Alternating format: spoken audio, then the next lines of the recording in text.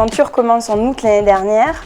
Sortie de déconfinement, on se baladait dans Toulouse et là on voit le cinéma, on voit l'UGC et on se dit ce lieu en fait pour l'instant il n'a pas d'affectation particulière, qu'est-ce qui s'y passe? De là nous vient en fait l'idée de se dire mais si on en faisait quelque chose parce que c'est un lieu en plein cœur de Toulouse qui n'avait pas nécessairement ni de vie ni d'âme depuis le départ du cinéma.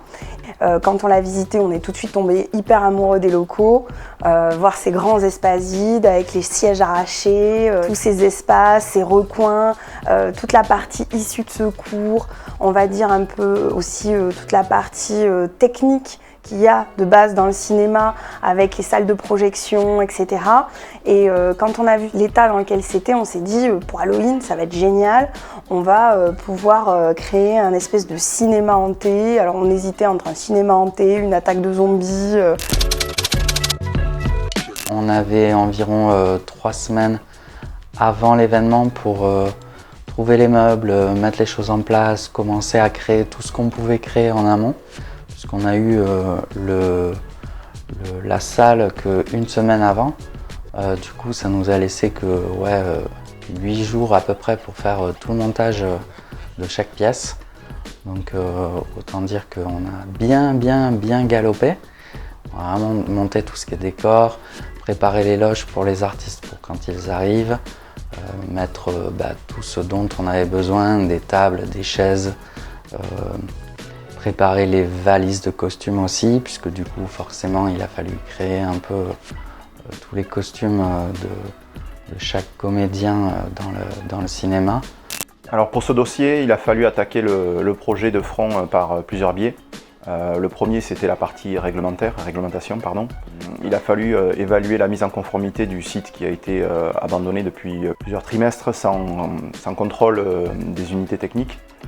Il a fallu modifier toutes les évacuations de sortie du public, puis contrôler que tout est en conformité du côté électrique aussi. Concernant le volet Covid, on a eu tout un tas de process à mettre en place aussi. De fait, on a fait intervenir une société qui s'appelle Je désinfecte chez vous. Et donc on a toute une équipe de techniciens qui sont venus équipés comme dans les séries un petit peu américaines avec tout un tas de combinaisons, etc. Qui sont venus stériliser en fait tout le bâtiment. Donc je vous laisse imaginer plus de 1000 m² à stériliser avec des plafonds des fois à hauteur de 10 ou 12 mètres voire un peu plus. Le concept de l'escape game théâtralisé, bien qu'importé d'un format américain, le scénario, lui, est une conception originale qui nous fut inspirée par la configuration des lieux. En visitant, on a eu l'impression de traverser les enfers et de là on s'est dit pourquoi pas parler en fait de la conception des enfers selon Virgile et Dante. Chaque salle est donc en fait une visite des enfers et des différents démons qui y habitent à travers le spectre des 7 péchés capitaux.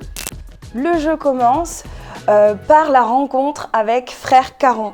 Frère Caron, chef des apôtres de la secte de Dante, à qui vous allez devoir donner une obole pour avoir l'accès aux enfers. Et le public y est accompagné par un apôtre de Dante.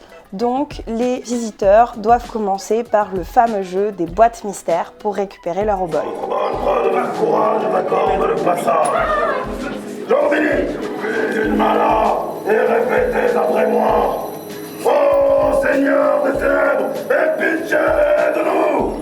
Puis, ils traversent les limbes. Les limbes, c'est un parcours, on va dire, à la fois sonore et sensoriel, puisque on vous y prive de vos sens, de la vue et du toucher.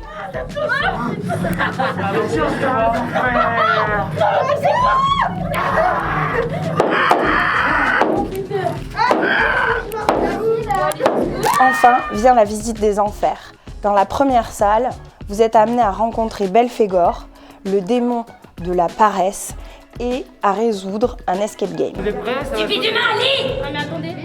C'est des assistés, il faut tout leur dire.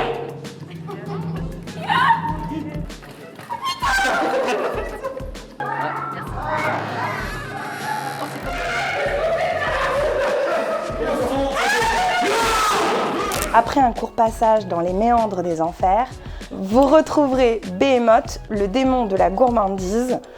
Laissez-vous tenter et il vous révélera son secret. On va passer la formation des petits lutins. Écoutez-moi bien, ouvrez bien vos yeux secondes. Oh, tu peux pédaler en danseuse, tu peux pédaler, mais tu peux t'asseoir selon ton plaisir.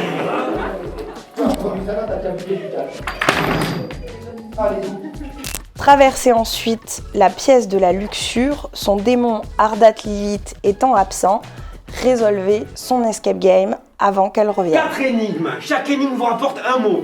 Les mots vous donnent une phrase. Ah, ça s'est ouvert quand je me suis assise. Un autre mot, trouve. Lisez haute voix, je vous prie. Traversez l'étoile d'araignée et découvrez derrière le rideau Baal-Zéphon. Il vous attend, c'est le démon de la colère. Résolvez aussi son escape game, mais ne vous laissez pas perturber par le fou. Comme ça, tu files une petite oreille.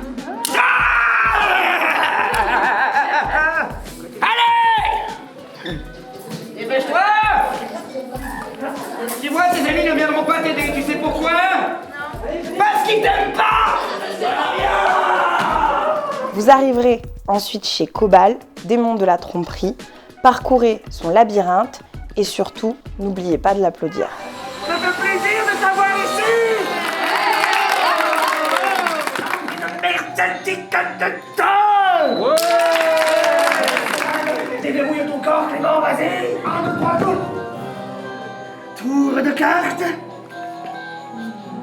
Merci beaucoup! Gravissez les marches qui vous mèneront au cœur de l'enfer. Découvrez le démon qui hante ces lieux.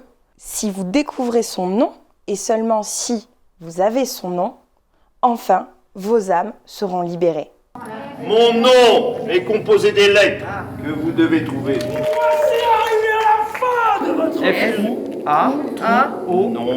En conclusion, le cinéma de Dante, et en quelques chiffres, c'était environ une cinquantaine d'artistes, costumiers, maquilleurs, 15 assistants de Lucifer, en support, production, commercialisation et communication, mais aussi 300 visiteurs par jour qui ont pu explorer le cinéma de Dante sur 3 niveaux, 9 salles immersives et 1500 m² en tout, décorés et customisés pour l'événement. Ce fut aussi 3 semaines d'activité, 6 jours sur 7, 10 heures par jour, qui fut pour les encadrants un véritable défi. Presque 90 étages montés et descendus en une journée pour la plupart d'entre nous. Un réel enfer, si je puis dire, mais aussi une divine comédie.